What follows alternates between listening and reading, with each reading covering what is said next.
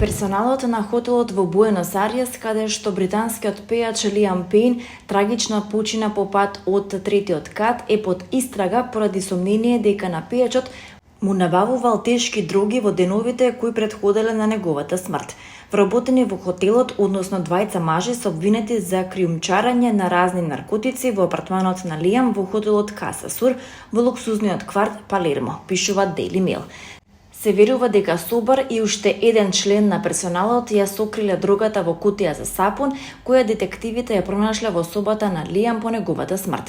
Се претпоставува дека управата на Каса Сур била свесна за невообичаеното однесување на двајцата вработени и дека еден од вработените бил отпуштен. Детективите исто така ги спрашувале вработените за нивната можна улога во смртта на пејачот.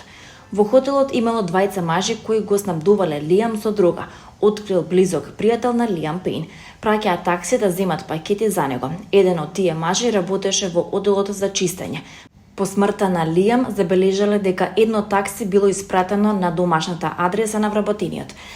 Менаџерот на хотелот го прашал зошто таксито отишло до неговата домашна адреса, а кога не можел да даде објаснување, добил отказ, додал тој.